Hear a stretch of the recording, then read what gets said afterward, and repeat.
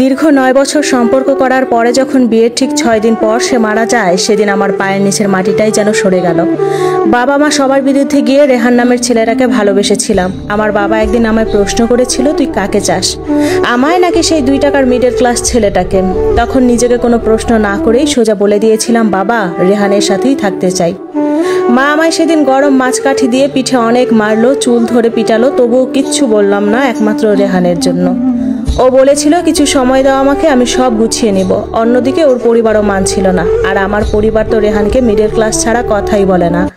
রাতে খেতে বসলে মা আমার মুখের দিকেই তাকাতো না, আর বাবা তো আমি আসলে ভাতে পানি ঢেলে চলেই যেত। খুব কষ্ট পাচ্ছিলাম মা বাবার এসব ব্যবহার দেখে। হঠাৎ রেহানকে একদিন বললাম, প্লিজ তুমি তোমার বাড়িতে কথা বলো, আমি এসব আর সহ্য করতে পারছি না। তখন তার একটাই কথা, আমার কোনো চাকরি নেই, কিচ্ছু নেই, বড় 2জন ভাই, এখনো অবিবাহিত, আমি কি করে বাসায় এখন তোমার কথা বলি? এইদিকে বাবা আমার বিয়ের জন্য অনেক পাত্রপক্ষ বাসায় একের পর এক নিয়ে আসছে। তার 4 দিন পর বাবা মায়ের এসব কাণ্ড আর সহ্য করতে না পেরে ওকে কল দিয়ে বললাম, আমায় তুমি 2 দিনের মধ্যে নিয়ে যেতে না পারলে আমি অন্য কাউকে বিয়ে করে নেব। সে এটা শুনে কেঁদে দিয়ে বলল, হয়তো আজ ইনকামের জন্য কয়টা টাকা আর 2 মুঠো ভাতের জন্য 9 বছরের ভালোবাসা হারাতে যাচ্ছি আমি। তখন আমিও তার এই কান্নামাখা গলার কথা শুনে শান্ত হয়ে যাই। অপরদিকে তার মা নাকি তাকে বলে দিয়েছে, আমার 2 ছেলে এখনো অবিবাহিত, তুমি যদি এই মেয়েকে এখন ঘরে তুলে আনো তাহলে তোমার জায়গা তো রাস্তায় হবে, তার সাথে সেই মেয়েকেও আমি ঝাড়ু পিটা করব।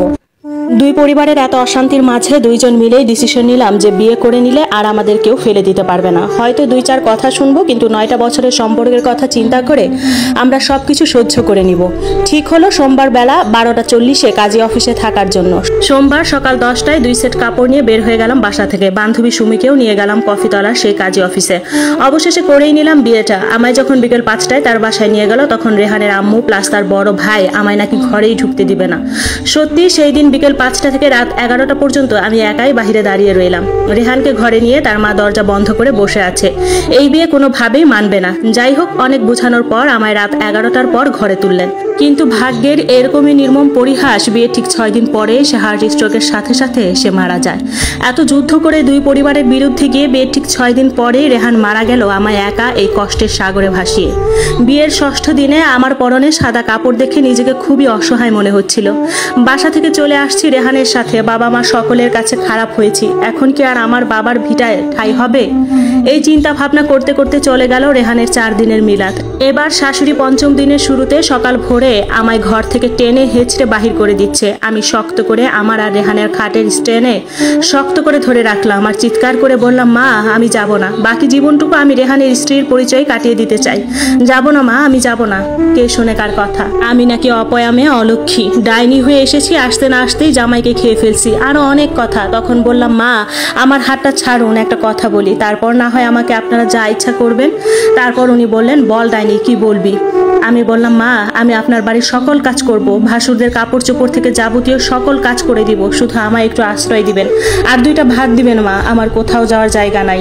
বাবা মা আমায় এখন চিনবেই না, আপনারা সবই জানেন। পায়ে ধরে হাজারো কান্নার করার পর আমার ভাসুর বলল, মা, রেখে দে, তোর আর কোনো কাজ করতে হবে না। যাই হোক, শেষ ঠাইটুকু হলো রেহানেদের একচালা ঘরে, মানে যেখানে লাকড়ি খড়ি রাখে সেই ঘরে। চোখের পানি আর ভাতে আমার জীবন কাটতে লাগলো, যেহেতু পাশাপাশি গ্রামই ছিল আমার আর রেহানের। বাবা মা নিশ্চয়ই সবকিছুই জেনেছে যে রেহান মারা গেছে, তবুও 15টা দিন কেটে গেল, একটা সেকেন্ডের জন্য আমায় ফোন করে খবর নিল না। ভোর 6টা থেকে আমার কাজ করা শুরু হতো, বিকেল 5টায় গিয়ে হাফ প্লেট ভাত পেতাম, তাও মাছ ছাড়া, শুধু তরকারি দিত। অথচ আমি নিজ হাতে মাছ গোস্ত রান্না করতাম। কখনো বলার সাহস পেতাম না যে আমায় মাছ কেন দেন না, বা গোস্ত রান্না করেও আমার প্লেটে ডাল আর মরিচ পেঁয়াজ দেন কেন। অর্ধেক রাত আমার কান্নায় কান্নায় কেটে যেত।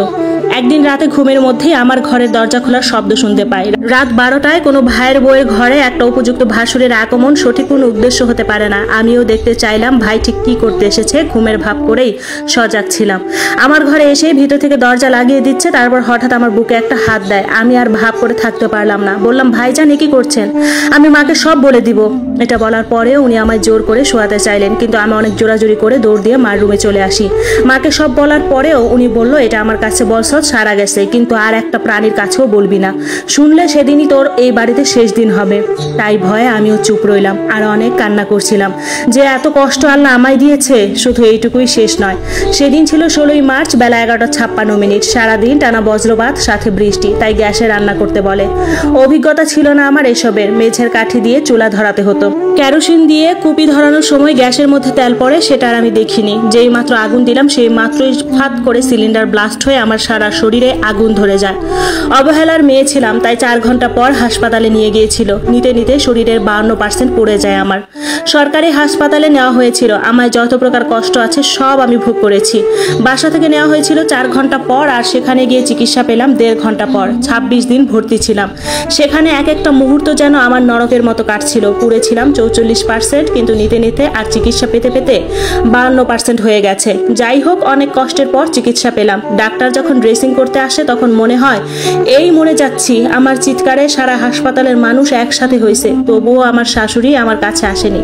শুধুমাত্র আগুনে পুরা রোগী ছিলাম বলে। শাশুড়ির কথা বাদই দিলাম, নিজের মাই একটা মুহূর্তের জন্য দেখতে আসলো না, আর এটা তো নাকি পরের মাই। আমি শুধু একটা দোয়াই করছিলাম, আল্লাহ আমায় আর সুস্থ কইরেন না, এখনই মরণ দিয়ে দেন। কিন্তু আল্লাহ হয়তো আমার জীবনীতে আরো কষ্ট লিখে দিয়েছেন, তাই এত কষ্টের পরেও বাঁচিয়ে রেখেছেন। 26 দিন পরে বাড়িতে যাওয়ার পালা। ডক্টর বলেছেন 2 সপ্তাহ পর পর ড্রেসিং করে রাখার জন্য, আর সম্পূর্ণ জায়গা শুকানোর আগে কোনো প্রকার কাজ করতেই নিষেধ করেছে। কিন্তু যেই মাত্র বাড়িতে পা দিয়েছি সেই মাত্রই শাশুড়ি মা বলল গ্যাসটা পরিষ্কার করে ঘরটা লেপে দিতে। খুবই নিচু গলায় বললাম, মা কখনো আপনার মুখে কথা বলিনি, কিন্তু মা এখন ছোট মুখে একটা বড় কথা বলি। ডক্টর আপনার সামনেই বলল কোনো প্রকার কাজ করা যাবে না। তখন তিনি আমার মাকে নিয়ে গালি দিয়ে বলল, ডাক্তার এরকম কয়, তরে যা বলছি কর, নাইলে একটা ভাতের দানাও মুখে জুটবে না, এই বলে দিলাম। কি আর করা, এই পুরা শরীর নিয়েই ঘরটা লেপে দিলাম। তখন মনে হচ্ছিল আমার জীবনটা বেরিয়ে যাচ্ছিল। তার ঠিক কিছুদিন পর আমার ড্রেসিং করার কথা। আমার শাশুড়িকে করে দিতে বলা হয়েছে, কিন্তু আমি তো ভালো করেই জানি উনি তো কখনোই দিবেন না, তাই নিজেই নিজেরটা করার জন্য ব্যান্ডেজ খুলতেছি। আমার শাশুড়ি একটা শিল গাছের ডাল হাতে এনে বলল, তুই এই ঘরে ড্রেসিং করলে আমরা এই ঘরে গন্ধে থাকতে পারবো না, হারামজাদি, অন্য কোথাও গিয়ে কর, না হয় এই ডালটা দিয়ে পিটিয়ে শরীরের চামড়াগুলি সব উঠিয়ে নিব। তখন ড্রেসিং এর বক্সটা আর আমায় টেনে নিয়ে দিয়ে আসলো বাড়ির পিছনের দিকে সেই কলা বাগানে। বলল এখানেই ড্রেসিং করে তারপর বাড়ির যাবি। কোনো উপায় না পেয়ে এই খোলা স্থানেই ড্রেসিং করলাম। বাসায় গিয়ে দেখলাম অনেকগুলি কাপড় চোপড় আর থালা বাসন রেডি করছে আমাকে দিয়ে ধোয়াবে বলে। অনেক চিন্তা করলাম যে মাকে যদি কোনোভাবে একটু ফোন দিয়ে বলতে পারি, মা মনে হয় আমার দিকে একটু হলেও চাইবে, কিন্তু মায়ের ফোন বন্ধ। তখন পাশের বাড়ির এক ভাগ্নিকে দিয়ে খবর পাঠালাম। ও এসে আমায় যা বললো আমি চিন্তাও করিনি এরকমটা কখনো হবে। ও বলে, মামানি আপনার মা তো গত 17 দিন যাবত মারা গেছে।